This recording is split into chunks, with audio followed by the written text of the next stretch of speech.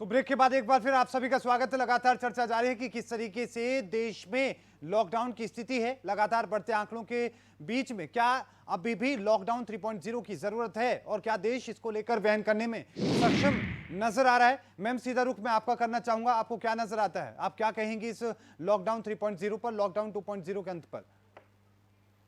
देखिए, जिस तरह की ऑब्जर्वेशंस आ रही हैं, उसके हिसाब से तो यही लगता है कि लॉकडाउन कंटिन्यू रहने वाला है।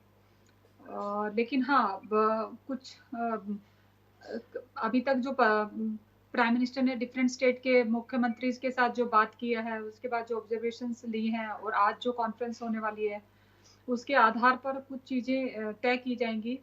उसमें ये महत्वपूर्ण होगा कि किसी भी राज्य को पूरी तरीके से लॉकडाउन किया जाए, उसको या एरिया वाइज उसको टारगेट किया जाए।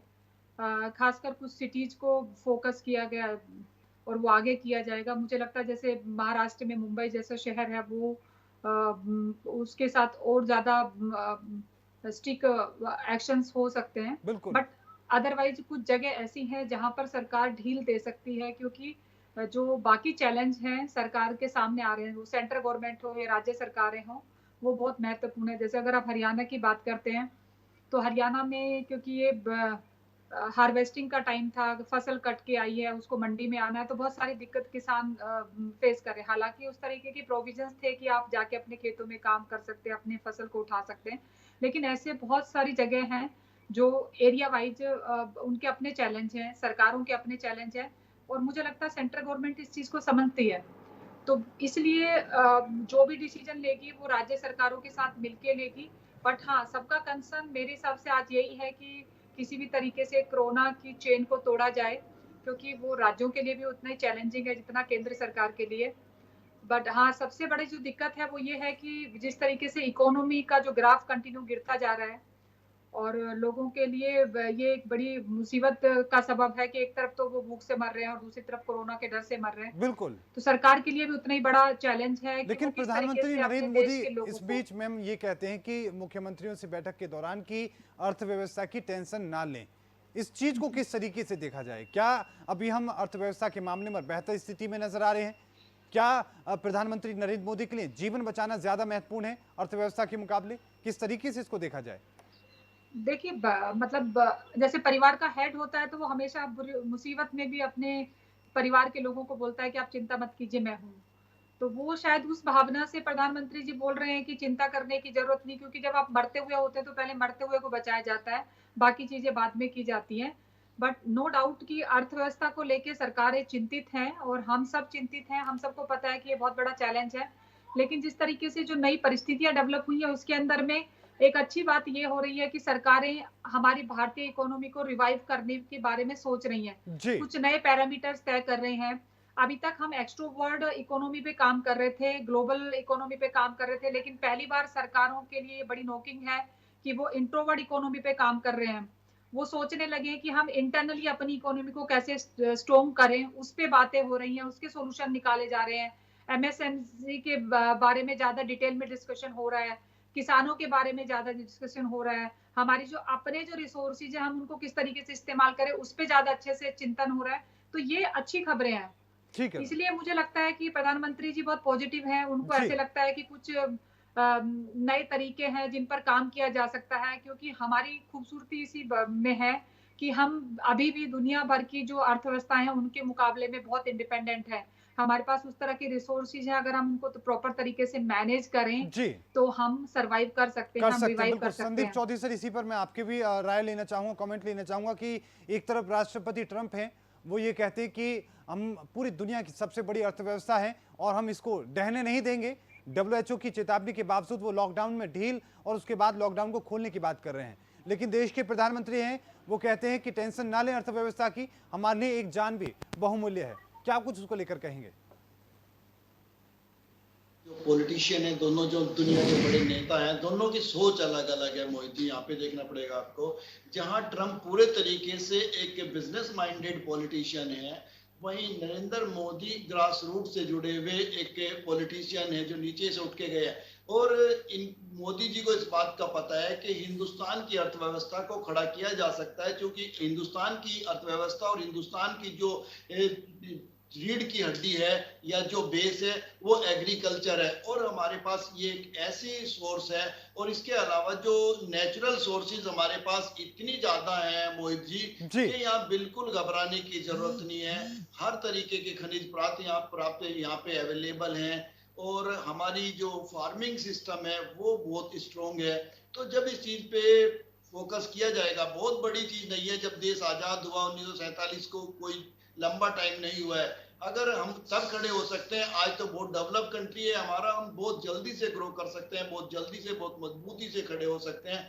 लेकिन सबसे बड़ी जो समस्या है वो इस कोरोना से लड़ाई की है, लोगों की जान बचाने की है, और ये बात मोदी जी को अच्छी तरह मालूम है। जी बिल्कुल नीरज, मैं आपका रुख करना चाहूंगा। जिस तरीके से अर्थव्यवस्था की बात है, लेकिन साथ में सीमाएं भी सील कर जा रही हैं कि कोरोना वायरस का कहर इतना ज्यादा है कि अब कुछ राज्य हैं वो डरते नजर आ रहे हैं और देश की राजधानी अब एनसीआर से दूर होती नजर आ रही है। उसको लेकर आपका क्या कुछ अपडेट उसको लेकर है? ज़रूर मोहित, देश की राजधानी कहीं ना कहीं एनसीआर से अलग होती हुई नज़र आ रही है, इसमें कोई भी दो राय नहीं है। जिस तरीके से पहले यूपी सरकार ने यूपी की सीमाएं सील की, इसी तरह अब हरियाणा सरकार ने भी हरियाणा की सीमा सील कर दी है।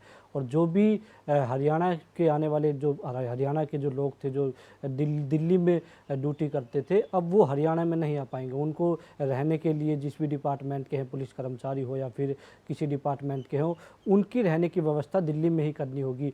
अब कहीं ना कहीं दिल्ली में लगातार मामले बढ़ते जा रहे हैं। यही वजह है कि हरियाणा में की अगर कुछ बात की जाए तो दिल्ली के जो कर्मचारी थे जो डेली अप डाउन करते थे, उनके कुछ केसेस सामने आए हैं। सोनीपत की बात की जाए, फिर झज्जर की बात की जाए, जिस तरीके से कुछ मामले सामने आए।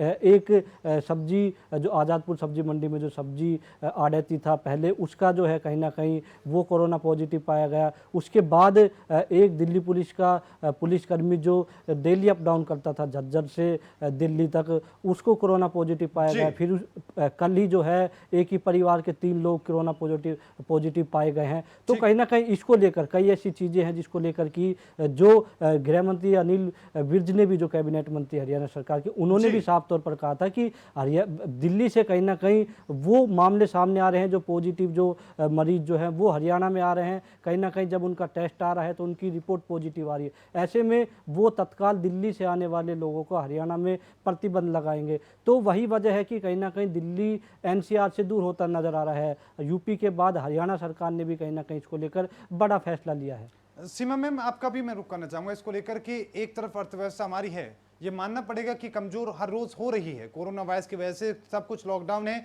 कुछ नहीं हो रहा, लेकिन जो चीजें हो सकती हैं, डॉक्टरों को रोकना, पुलिसकर्मियों को रोकना, वो चलता। लेकिन सब्जियां भी अब दिल्ली नहीं पहुंच पाएंगे, ना सिर्फ हरियाणा सरकार की तरफ से बल्कि उत्तर प्रदेश सरकार ने भी ये फैसला किया है।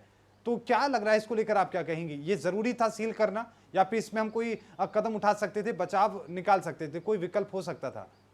विकल्प हो सकते हैं मोहित, बिल्कुल, क्योंकि सरकारें आपस में मिलके एक दूसरे को सपोर्ट कर सकती हैं। जैसे अब दिल्ली की बात करते हैं तो दिल्ली में अपना एग्रीकल्चर बहुत ज़्यादा नहीं है, वो ज़्यादातर एनसीआर पे डिपेंड है। वो चाहे वाटर सप्लाई की बात हो या फिर आपके सब्जियों की सप्लाई की बात हो, या बहुत सारे लोग हैं जो एनसीआर से जॉब करने के लिए दिल्ली में आते हैं। जी तो दिल्ली बहुत बहुत तरीके से अपने पड़ोसी स्टेट पे निर्भर है। तो ये हम सबकी मॉरल रिस्पॉन्सिबिलिटी बनती है, सरकारों की मॉरल रिस्पॉन्सिबिलिटी बनती है कि हम अपने सुरक्षा को तो सुनिश्चित करें, क्योंकि वो बेसिक आपकी जरूरत है। लेकिन उसके साथ साथ आप अपने पड़ोसी को क्या भागीदारी कर सकते हैं उसकी तकलीफ में, उसको क्या सपोर्ट कर सकते हैं, ये भी बहुत महत्वपूर्ण है। आज अगर हरियाणा का बॉर्डर सील हो रहा है तो अच्छी बात है कि आप कम से कम कैरियर दिल्ली से हरियाणा में ना जा सके, उसके लिए सुनिश्चित करें। लेकिन साथ ही साथ आप पड़ोसी होने के नाते आपको ये देखना पड़ेगा कि आप एक दूसरे को क्या सपोर्ट कर सकते हैं। सरकारों के पास सिस्टम है, उस तरह की व्यवस्थाएं हैं कि वो अगर चाहें तो एक दूसरे को प्रॉपर तरीके से सपोर्ट कर सकते हैं। कोई ऐसे पॉइंट्स बना सकते हैं जहां पर एक स्टेट से दिल्ली में कुछ चीजें एंटर हो सकती हैं, जैसे सब्जियां हैं, फल हैं, बाकी इस तरह की जो बेसिक जरूरतों की चीजें हैं, और सरकार उसको वहां से लेकर आरडब्ल्यूए तक डिस्ट्रीब्यूशन कर सकती है। सबसे ज्यादा जो कैरियर बन रहा है वो होकर्स जो बन रहे हैं, जो सब्जी बेचने वाले हैं। तो सरकारों को अगर ये समझ में आ रहा है कि सब्जी बेचने वाला एक करियर बन रहा है, तो उसको ब्रेक आउट किया जा सकता है। उसकी जगह वो अपने कुछ ऐसे आइडेंटिफाई करके उनको प्रॉपर तरीके से ट्रेनिंग देके एक प्रॉपर तरीके से ऐसा कोई इंतजाम करे कि जहां पर हर आइडोल गुले में एक पॉइंट बना दिया जाए, इतने बजे से इतने बजे तक यहाँ पे सब्जी वाले होंगे, आप लाइन से लग के लेके जा सकते हैं। लेकिन जैसे मैम बाकी आप इसमें देखें कि अगर इसमें हम एक फैक्ट डेवलप हम ये एरिया में भी हो रहा देखें है, कि अगर दिल्ली में बीजेपी की सरकार होती मानकर चली तो क्या सरकारें, यूपी की सरकार या फिर हरियाणा की सरकार ऐसा कोई कदम उठाती? क्योंकि इसका सीधा दबाव अब केजरीवाल सरकार के ऊपर होगा, चीजें वहां नहीं पहुंचेंगी। देखो अगर मोहित अगर ऐसा है तो ये बड़ा दुर्भाग्यपूर्ण है, क्योंकि आज जब पूरी दुनिया मानवीय मूल्यों पर एक हो रही है, उसमें अगर हम हरियाणा और दिल्ली में अगर हम राजनीति करेंगे और सिर्फ इसलिए करेंगे कि आप दो डिफरेंट पार्टियों की सरकारें हैं, तो ये दुर्भाग्यपूर्ण है, हम सबके लिए दुर्भाग्यपूर्ण है। और अगर सरकारें कोई भी इस तरीके का काम करती हैं या इस तरीके की इंटेंशन के साथ कोई डिसीजन लेती है, तो हम सबको खुल के उसका विरोध करना ठीक है। चाहिए, क्योंकि आज ये वक्त है हम सबको कलेक्टिव वे में एफर्ट्स लगाने की, एक साथ आके चीजों को ठीक करने की। नरेंद्र मोदी जी का क्लियर मैसेज था जब उन्होंने खिड़की पे खड़े होके ताली बजाने की बिल्कुल। बात की, उन्होंने 5 मिनट के लिए दिया जलाने की बात की, तो वो इसलिए नहीं है कि उससे कुछ बहुत ज्यादा चमत्कार हो जाएंगे, उससे ये कि हमारे अंदर एकता। एक स्पिरिट डेवलप हो कि हम जी। टुगेदरनेस की जो एक फीलिंग्स है वो सामने आए, कि हम भागीदारी क्या सुनिश्चित कर सकते हैं अपने अपने लेवल पे। इसका मैसेज सिर्फ इतना सा, अगर ठीक मोदी है। जी के मैसेज को सरकारें नहीं समझ पाएंगी तो मुझे लगता नहीं कि फिर आम आदमी को हम सवाल करने के लायक है। ठीक है संदीप चौधरी सर, इसी को लेकर मैं आपकी भी राय लेना चाहूंगा, लेकिन इसमें भी एक बार फिर से किसान पिस रहे हैं। किसानों की ही सब्जियां हैं, किसानों के ही फल हैं, किसानों का ही दूध है जो दिल्ली पहुंचना था, लेकिन वो अब रुक गया है। उसकी मार भी अब किसानों पर पड़ेगी। यूपी के किसान हो या हरियाणा के किसान हो, या फिर किसान ये कुर्बानी देने के लिए भी तैयार नजर आ रहा है। देखिए मोहित जी, सबसे पहले आपको बता दूं, इन मुद्दों पे ना राजनीति होनी चाहिए। ये मुद्दा अभी हम बात कर रहे थे कि सब्जी मंडियों से, आजादपुर मंडी से या दूसरी मंडियों से कोरोना के फैलने के चांसेस हैं और फैल रहा है, फैल रहा है। पेशेंट भी मिले हैं जी। तो जब ये चीजें क्लियर हो गई हैं कि भाई ट्रैवल करने से, सब्जी के ट्रैवल करने से, और मैं आपको एक अंदर की बात बता दूं मोहित जी, जो फ्रूट का बिजनेस है हिंदुस्तान के अंदर या जो सब्जियों का बिजनेस है हिंदुस्तान के अंदर, इसमें जो हमारा मुस्लिम समाज है उसका भी बहुत बड़ी भागीदारी है, बहुत बड़ा रोल है। कहीं उसको पैदा करने में है तो कहीं उसकी सप्लाई करने में है तो कहीं उसकी डिस्ट्रीब्यूट करने में है जी। ये चीजें आपको देखनी पड़ेगी। और जिस तरीके से जमातियों का कनेक्शन था, कहीं ना कहीं इनकी ज्वाइंट फैमिलीज होती हैं, बड़ी फैमिली होती है, ये भी एक बहुत बड़ा रीजन है। तो दिल्ली को सेव करने के लिए ये डिसीजन है कि दिल्ली में चीजें चल के इस तरीके से ना फैले, चूंकि स्थिति पहले से दिल्ली की बहुत ज्यादा खराब है। और अगर हम ऐसी बात करेंगे कि किसान को नुकसान हो रहा है, तो आप मुझे ये बताइए, मैं खुद एक किसान हूं लेकिन मैं समझ सकता हूं नुकसान किसको नहीं हो रहा है। किसान का नुकसान बहुत छोटा होता है, और जो बड़े बड़े बिजनेसमैन है, जो बड़ी बड़ी इंडस्ट्री लगा के बैठे हैं, जिनके पास अरबों खरबों के लोन चल रहे हैं, उनके लोन लगातार चल रहे हैं, वो लोग आज बर्बादी की कगार पे है। तो हमें पर्टिकुलर किसी के नुकसान की नफे की लेकिन सर बात कोई नहीं विकल्प करनी हो चाहिए। सकता था, विकल्प हो सकता था, दोनों सरकारें साथ में बैठती, कोई रास्ता तलाश सकती थी। आपको नजर आता है ऐसा कोई विकल्प, ऐसी कोई बात? देखिए मैं आपको बता दूं, इसके लिए अभी जिस तरीके से आपने देखा होगा देश के प्रधानमंत्री सभी मुख्यमंत्रियों की बैठक लेते हैं, उसका ये साफ मैसेज है कि सब लोगों को साथ मिलकर लड़ाई लड़नी है। अगर केजरीवाल मोदी जी से कोई बात करेगा, कोई जरूरत होगी, या योगी जी से कोई बात करेगा, कोई जरूरत होगी, तो सब लोग एक दूसरे की मदद करने को तैयार है। जिस तरीके से अभी हरियाणा में फंसे हुए मजदूरों को यूपी की सरकार लेके गई, दोनों मुख्यमंत्रियों ने आपस में बात की, और हरियाणा के मुख्यमंत्री ने हरियाणा की बसेस में उन मजदूरों को यूपी के शामली में छुड़वाया, वहां से शामली के मुख्यमंत्री ने उनको आगे भेजने का काम किया। तो ये अंडरस्टैंडिंग है सरकारों की और मुख्यमंत्रियों की, जो काम कर रही है प्रॉपर तरीके से। और ये सब्जियों के मामले में हो, पानी के मामले में हो, दूध के मामले में हो, ये चीजें लगातार चलती रहेंगी। ठीक है मैम, मैं एक और टॉपिक लगातार जिस तरीके से विवादों में है, बीते रोज उत्तर प्रदेश में एक बीजेपी के विधायक हैं जिनकी तरफ से एक बहुत दुर्भाग्यपूर्ण बयान सामने आया। उन्होंने हिंदू मुस्लिम दिखाने की कोशिश की, फलों में सब्जियों में भी उन्होंने कहा कि मुस्लिमों से सब्जियां ना खरीदी जाएं। इस तरह की जो बातें कही जा रही हैं, जो किसान सिर्फ एक किसान होता है, उसकी फल और सब्जी जब वो बाजार में पहुंचा देता है वो हिंदू मुसलमान बन जाती है, उसको लेकर आप क्या कहेंगी? देखिए मैं इस तरह के किसी भी स्टेटमेंट को पूरी तरीके से कंडेम करती हूँ, क्योंकि मैं इस देश के कॉन्स्टिट्यूशन में बिलीव करती हूँ, और इस देश का कॉन्स्टिट्यूशन सबको इक्वालिटी का राइट देता है, मौलिक अधिकार है हम सबका।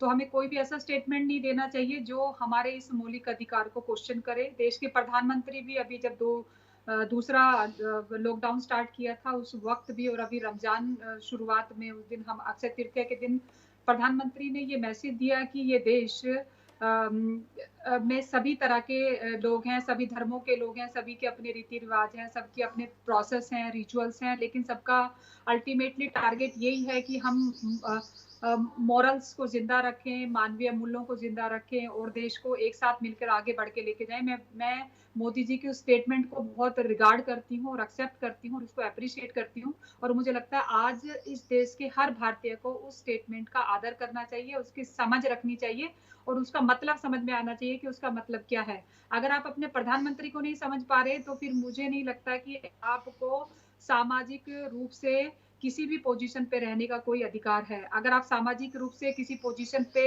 हैं तो आप अपने टॉप लीडरशिप को आपको समझना पड़ेगा, वो क्या कह रहे हैं। अगर वो पूरी दुनिया भर को ये संदेश दे रहे हैं कि जी, देश एक बिल्कुल। है, हम हिंदू मुसलमान से ऊपर उठ के हम इंसान पहले हैं, हम हमारे सबकी सामूहिक भागीदारी है इस देश को आगे लेके जाने की, और फिर आप उसी नेता को दरकिनार करके अपने स्टेटमेंट देते हैं सिर्फ इसलिए क्योंकि आपको अपनी राजनीतिक रोटियां सेकनी है, राजनीति तो चमकानी मुझे है, लगता है ये बिल्कुल। दुर्भाग्यपूर्ण है। संदीप चौधरी सर, आप किस तरीके से देखते हैं इस तरह की घटनाएं? कितनी कितनी दुर्भाग्यपूर्ण आप मानते हैं, और क्या क्या जरूरत आप मानते हैं कि क्या आखिरकार इस तरह की जरूरत पड़ी, क्यों, किस तरीके से आप देखते हैं?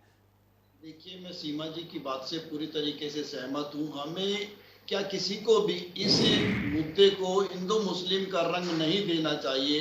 हाँ, ये चीज़ है, जिस तरीके से एक समाज के एक वर्ग ने, जो जिन्हें हम जमाती कहते हैं, जो मरकज से जुड़े हुए लोग हैं, उन्होंने इसकी गंभीरता को नहीं समझा और इसको काफ़ी ट्रैवल कराया, इसको फैलाने का काम किया। तो ऐसे लोगों से हमें जरूर बचना चाहिए। जहाँ भी जमाती हो उनसे दूरी बनाइए, लेकिन नफरत नहीं कीजिए। हो सकता है वो आदमी अच्छा हो और गलती से वो संक्रमित हो गया या वो आपको संक्रमित कर सकता है, तो आपको प्रिकॉशंस लेने की जरूरत है, नफरत करने की जरूरत नहीं है। समाज में हिंदू मुस्लिम की नफरत फैलाने की जरूरत नहीं है। मुस्लिमों का भी देश के लिए बड़ा योगदान रहा है। मीर अब्दुल हमीद की कुर्बानी को हम भुला नहीं सकते, हम कलाम साहब के रोल को कभी भुला नहीं सकते, और ऐसे लोगों से भरा पड़ा है हिंदुस्तान का इतिहास। तो ऐसी चीजें नहीं होनी चाहिए। अगर किसी भी नेता ने, किसी भी पार्टी के नेता ने अगर ऐसी कोई बात कही है तो वो दुर्भाग्य है। लेकिन सर, इसी संदर्भ में हम देखें कि अगर ये चीजें मानकर चलिए कि लोग सावधानी रखते हैं, चाहे किसी खास समुदाय से कोई सब्जी फल खरीदते नहीं है, लेकिन कोरोना महामारी के बाद एक लंबी जिंदगी है, लंबा समय है, उसके बाद भी ये स्थिति देखने को मिलेगी। ये ताज़ा उदाहरण हम देखें तो झारखंड में देखने को मिला है। वहां पर एक सब्जी दुकान वाले ने वहां पर VHP लिख दिया, हिंदू की दुकान उसने लिख दी, उसके बाद उसके खिलाफ कार्रवाई हो जाती है। इस तरह की चीजें समाज में कितनी खतरनाक है सर? देखिए मोहित जी, चीजें खतरनाक है, और ये स्थिति पैदा कहाँ से हुई ये भी समझने वाली बात है। आपने देखा होगा सोशल मीडिया पे एक बंदा फलों को अपना थूक लगा लगा के रख रहा था। एक वीडियो आई सोशल मीडिया पे, एक ने बोतल में बाथरूम करके वो उनपे सब्जियों पर फलों पे छिड़क दिया। इस तरीके की जब बहुत सारी चीजें आई, आपने नोटों के ऊपर थूक लगाते हुए भी लोगों को देखा है, तो उसके बाद समाज में ये चीज फैली, और ये प्रिकॉशंस की नजर से फैली कि हो सकता है कुछ दंगाई लोग, जिस तरीके से हर आदमी आतंकवादी नहीं मतलब हो कुछ सकता, कुछ उसी गलत तरीके से लोगों कुछ के चलते एक selective- पूरे समुदाय को उसकी उन कीमत लोगों चुकानी की पड़ रही है। वजह से, उन लोगों की वजह से ये हुआ, और मुझे लगता है बहुत जल्दी रिकवर होगा। ये गलतफहमी लोगों के बीच की दूर होगी, प्यार मोहब्बत फिर से कायम होगा, और दोनों समाज फिर से नजदीक आएंगे। बिल्कुल, पूरा देश एक साथ इस कोरोना महामारी से लड़ेगा। नीरज, चुनौतियों की अगर हम बात करें, किस तरह की चुनौती और नजर आ रही है? मुझे चुनौती तो अभी बहुत ज़्यादा है। अभी से भी थपथपाने का वक्त नहीं है कि कोरोना वायरस में हिंदुस्तान में जिस तरीके से रिकवरी परसेंटेज बढ़ रही हो या फिर और देशों के मुकाबले यहाँ पर मामले कम आ रहे हों। चुनौती अभी है, जिस तरीके से PM नरेंद्र मोदी ने भी कहा था कि लड़ाई लंबी है, धैर्य रखना ज़रूरी है। ये हमारी लड़ाई लंबी है और धीरे धीरे करके कहीं ना कहीं इस लड़ाई पर हम काबू पा सकते हैं। और लड़ाई लगने में काफ़ी लंबा वक्त भी है, काफ़ी लंबा वक्त हमें लगेगा, पर बिखरना नहीं है, टूटना नहीं है, आपसी सहयोग लेकर चलना है। सरकारों को कहीं ना कहीं, राज्य सरकारों को आपसी सहयोग के साथ काम करना है, केंद्र सरकार के साथ कदम के कदम मिल के चलना है। ऐसा नहीं है कि कहीं ना कहीं अगर राज्य सरकार और केंद्र सरकार के दरमियान किसी चीज़ को लेकर या फिर, हालांकि राजनीति है, देश में राजनीति अगर होती है तो ज़रूर राजनीति के कई और मुद्दे हैं, पर महामारी के इस दौर में मुझे लगता है अगर राजनीति होती है तो वो कहीं ना कहीं ख़राब है, क्योंकि इस वक्त क्योंकि ये सीधी की सीधी अगर महामारी का अगर सबसे ज़्यादा अगर प्रभाव अगर अगर अगर देखा जाता है तो देश की अर्थव्यवस्था पर होगा या फिर लोगों की जान पर होगा। ऐसे में कहीं ना कहीं आम जन से जुड़ा हुआ ये पूरा का पूरा जो है महामारी है, तो सरकार ज़रूर जो है सारी की सारी कोशिश कर रही है। और वजह यही है मोहित कि हिंदुस्तान में आज के दिन भी कोरोना वायरस के इतने ज़्यादा मामले नहीं आए हैं,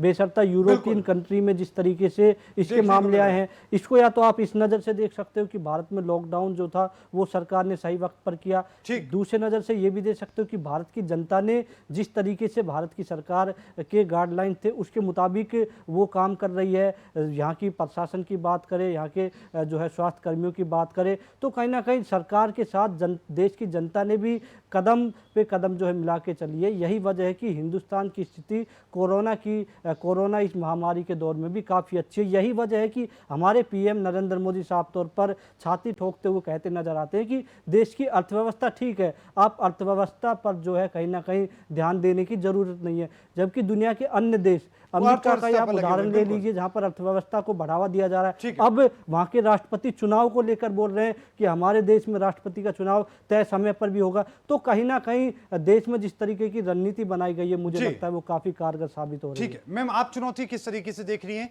और ये सिर्फ डराने के लिए नहीं, ये हम पहले से तैयार रहे। इस तरह की मुसीबत अगर आती है तो चुनौतियां जो हैं जनता को भी समझने की जरूरत है और सरकार को भी समझने की जरूरत है। मोहित, सबसे बड़ी चुनौती जो है वो हम सबके लिए भी, सरकार के लिए भी यही है कि हर पेट को भोजन और हर हाथ को काम, ताकि हम सरवाइव कर सके। ये सबसे बड़ा चैलेंज है और इसको सस्टेन करना हम सबके लिए मुश्किल है, लेकिन हम सब अगर एक साथ एक सुर में आगे एक साथ बोलते हैं और कदम से कदम मिलाकर आगे बढ़ते हैं, समझदारी के साथ डिसीजन लेते हैं, तो चीजें आसान हो सकती हैं, लड़ी जा सकती हैं, हम अचीव कर सकते हैं। लेकिन वाकई अभी ये बहुत चैलेंजिंग है और हम सबको ये समझना होगा। ठीक है संदीप चौधरी सर, आपको क्या चुनौती नजर आ रही है तमाम राज्य सरकारों के लिए भी और केंद्र सरकार के लिए भी?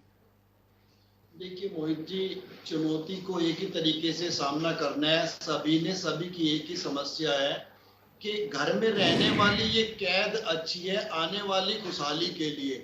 तो चाहे सरकारें हो, चाहे नेता हो, चाहे अधिकारी हो, कोई भी हो, अपने घर में रहिए, सुरक्षित रहिए, यही मैं कहना चाहता हूँ। प्रॉब्लम है, इस बात से इनकार नहीं किया जा सकता, लेकिन उस प्रॉब्लम को आप हंस के फेस करोगे या रो के फेस करोगे, ये आपका डिसीजन है। प्रॉब्लम है, इस बात से इनकार नहीं किया जा सकता। आप रसगुल्ले खा के फेस करोगे या नमक की रोटी खा के गुजारा करोगे, ये आपके ऊपर डिपेंड करता है। तो सोच अपनी मजबूत रखिए, विल पावर मजबूत रखिए। जैसा सीमा जी ने कहा था, आप इससे लड़ाई से जीत सकते हैं, आराम से जीत सकते हैं। नीरज, आखिरी कमेंट आपका हुआ, आखिरी पड़ाव में हमें किस तरीके से आप अपील करेंगे? मोहित, लोगों से लगातार जिस तरीके से ओके इंडिया भी अपील कर रहा है कि आप अपने घर पर रहिए और जो भी लॉकडाउन के नियम हैं उनका नियमों का पालन कीजिए, क्योंकि आप घर पर ही सबसे ज़्यादा सुरक्षित हो। जान है तो जहान है। जी बिल्कुल मैम, आप किस तरीके से अपील करना चाहेंगे लोगों से कि वो सावधान रहें, किस तरीके से आप कहेंगे? मैं यही अपील करना चाहती हूँ मोहित कि हम सबको ये समझना पड़ेगा, हम सरकार जो भी नियम बनाती है, कायदे कानून बनाती है, हम उनको पूरी तरीके से पालन करें। दूसरा, हमारे पास जो भी बेसिक रिसोर्सेज है उनका कम से कम इस्तेमाल करें, जरूरत के अनुसार इस्तेमाल करें, ताकि अगर ये लड़ाई हम लंबी लड़ें तो हमें किसी चीज की कमी ना हो और हम सरवाइव कर सके, और अपने आसपास के लोगों का ध्यान रखें ताकि वो भी सरवाइव कर सके। संदीप चौधरी सर, आप किस तरीके से अपील करेंगे? देखिए, मैं तो देशवासियों से यही अपील करता हूँ कि आप अपने घर में रहिए, अपने बच्चों को, अपने परिवार को टाइम दीजिए, एक दूसरे को हिम्मत दीजिए और कुछ अपनी रामायण महाभारत देखिए, हिस्ट्री पढ़िए, बच्चों को बताइए अपने बिजनेस के बारे में, अपने व्यापार के बारे में, जो किसान है अपनी खेती के बारे में उनको बताएं, समझाएं। इस तरीके से ये बुरा वक्त है निकल जाएगा और फिर अच्छा वक्त आएगा। जी बिल्कुल, बहुत बहुत धन्यवाद आप सभी लोगों का आज की चर्चा में हिस्सा लेने के लिए। हमारे साथ सीमा गिल मैम थी, हमारे साथ वरिष्ठ पत्रकार थी, हमारे साथ संदीप चौधरी थे, पॉलिटिकल एक्सपर्ट, हमारे वरिष्ठ सहयोगी नीरज शर्मा भी थे। हमने जानने की कोशिश की कि बढ़ते हुए आंकड़ों के बीच में लॉकडाउन को लेकर क्या स्थिति है, अर्थव्यवस्था के लिहाज से भी, और साथ में जो एक जहर घोलने की कोशिश की जा रही है, उसको लेकर क्या कुछ स्थिति है और किस तरीके से इससे दूर रहने की हमें जरूरत है। इस बुलेटिन में अभी के लिए इतना ही। देखते रहिए ओके इंडिया। आप मुझे दीजिए इजाजत। धन्यवाद।